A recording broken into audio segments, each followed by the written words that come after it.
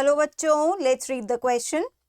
So the question over here says the species diversity of plants 22% is much less than that of animals 72%.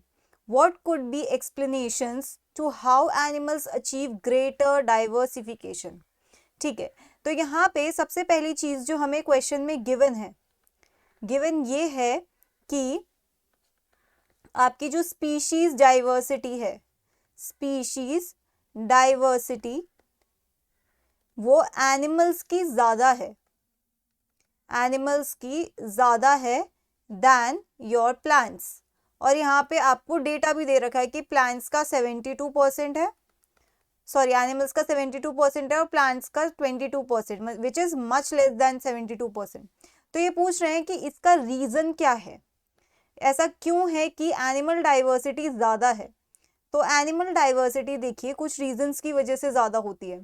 जो आपके animal हैं, जितने भी आपके animals हैं वो मूव कर सकते हैं, समझ रहे हैं आप, जितने भी एनिमल्स मूव हैं, ज़्यादातर, सॉरी नॉट ऑल, ज़्यादातर जितने भी एनिमल्स हैं वो मूव कर सकते हैं। लेकिन प्लांट्स क्या है, वो सेडेंट्री होते हैं यूजुअली, राइट, प्लांट सेडेंट्री होते हैं। अब इसका क्या एडवांटेज होता है, देखिए किसी भी प्लांट को किसी भी ऑर्गेनिज्म को अगर डाइवर्सिफाई करना है तो उसे अलग अलग रीजन्स को भी ऑक्यूपाई करना चाहिए। मतलब एक एनिमल जो है वो ज़्यादा डाइवर्सिफाई कर सकता है क्योंकि वो क्या करता है, लोकोमोशन करता है। और लोकोमोशन से मैंने बताया क्या हो जाता है, लोकोमोशन से ये animals move to new habitats, move to new habitats and diversify according to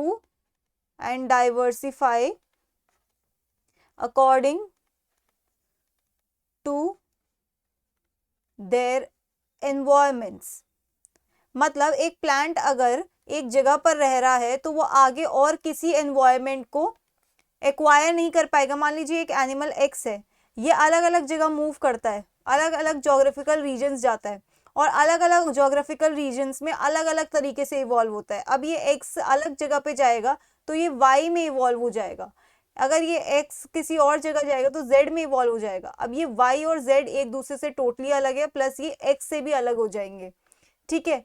पर ये प्रोसेस इतना स्लो नहीं होता, ये बहुत टाइम लेता है। लेकिन ऐसा होता है कि अगर आप डिफरेंट जोग्राफिकल रीजन्स में जाते हो और वहीं जाके आइसोलेट हो जाते हो तो एक नई स्पीशीज बन जाती है, राइट।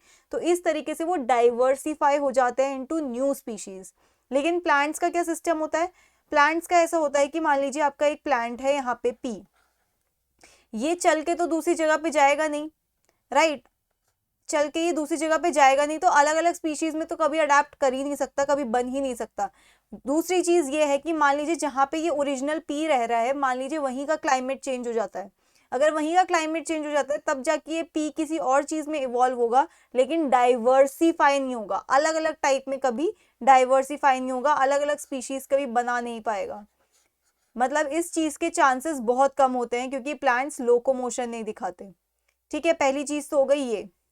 दूसरा, जो आपके एनिमल्स हैं उनमें एक पर्टिकुलर चीज होती है जिसे हम कहते हैं नर्वस सिस्टम, नर्वस सिस्टम। इनका ये जो नर्वस सिस्टम है वो उनको क्या करता है, उनकी सेल्फ ओरिएंटेशन बताता है। मतलब जैसे मान लीजिए कि ये आपका एक एनिमल है, अब ये अपने एनवायरमेंट को कैसे रिकग्नाइज करता है, मतलब आपको कैसे पता चलता है आप कहाँ पर हो, ये आपको आपके नर्वस सिस्टम से पता चलता है। आपकी बॉडी ओरिएंटेशन एक पर्टिकुलर जगह पे कैसी है ये भी आपको आपके नर्वस सिस्टम की वजह से पता चलता है, ठीक है। तो nervous system helps in interacting more efficiently with the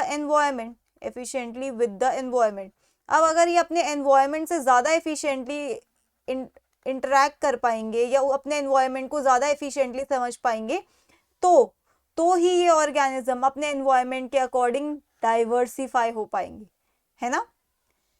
मान लीजिए कि आपका जो ऑर्गेनिज्म है, मान लीजिए आपका ऑर्गेनिज्म ए है, अगर इस पे रिसेप्टर ही नहीं है, ये इस तरीके से इस पे रिसेप्टर मान लीजिए नहीं है, अगर इस पे रिसेप्टर नहीं है तो इसे कभी भी अपने एनवायरनमेंट को सेंस करने की कैपेबिलिटी नहीं मिलेगी और ये अपने एनवायरनमेंट के अकॉर्डिंग अपने में कुछ माइनर चेंजेस नहीं ला पाएगा।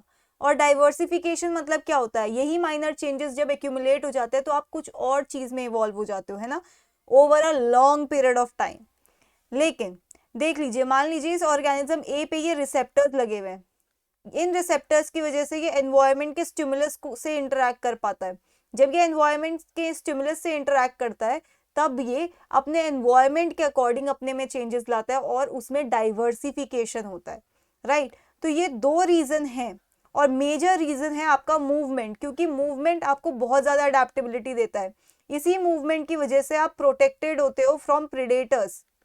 अगर आप प्रीडेटर्स से प्रोटेक्टेड हो तो ही, जब आप में जान रहेगी तभी तो वो डाइवर्सिफाई होगी। अगर एक ऑर्गेनिज्म ही खत्म हो जाएगा तो उसके आगे डाइवर्सिफाई होने का तो सवाल ही नहीं होता। सो प्रोटेक्टेड फ्रॉम प्रेडेटर्स, राइट। तो ये भी एक कैपेबिलिटी उसको किसकी वजह से मिलती है, लोकोमोशन की वजह से मिलती है। और दूसरी चीज जो उसको हेल्प करती है डाइवर्सिफाई करने में वो है नर्वस सिस्टम, ठीक है। तो ये दो रीजंस है। So that's it for the question. I hope you understood it well. Best of luck.